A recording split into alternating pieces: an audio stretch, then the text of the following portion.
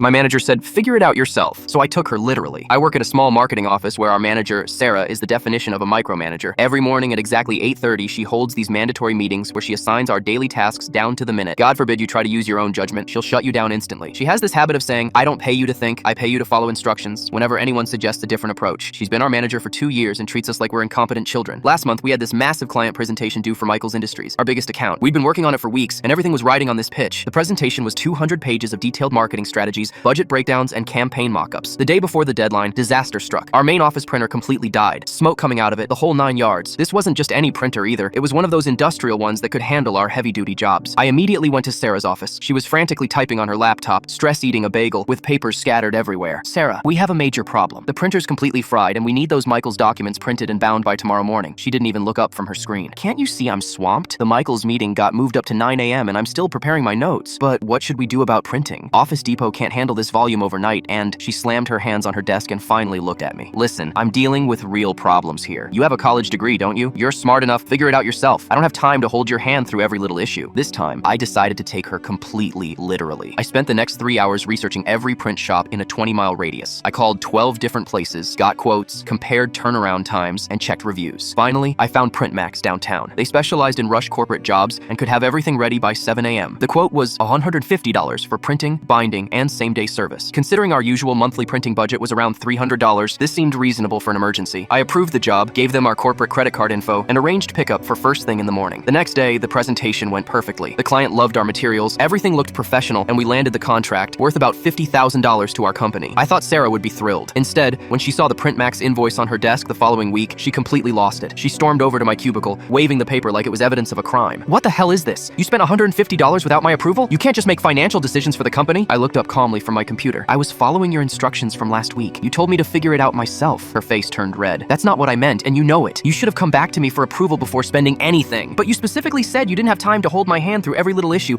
and that I should figure it out myself. Don't get smart with me. This is insubordination. Here's where it gets good. For the past few months, I'd been recording our daily meetings on my phone. Not to be sneaky, but because Sarah had this habit of changing instructions mid-week and then claiming we weren't listening when we followed her original directions. I'd started recording everything to protect myself. I pulled out my phone, scrolled to the recording from that day, and played it back. You have a college degree, don't you? You're smart enough. Figure it out yourself. I don't have time to hold your hand through every little issue. The color drained from her face. You recorded me? I've been recording all our meetings, actually. You know, for clarity on instructions. I decided to send the recordings to HR. By the end of the week, Sarah's boss, the regional director, got a call from HR about management inconsistencies. Apparently, when HR investigated, they found Sarah would tell people to use their judgment or figure it out themselves when she was busy or stressed, then punish them later for making decisions without her approval. Sarah got written up for inconsistent leadership and creating a hostile work environment through contradictory instructions.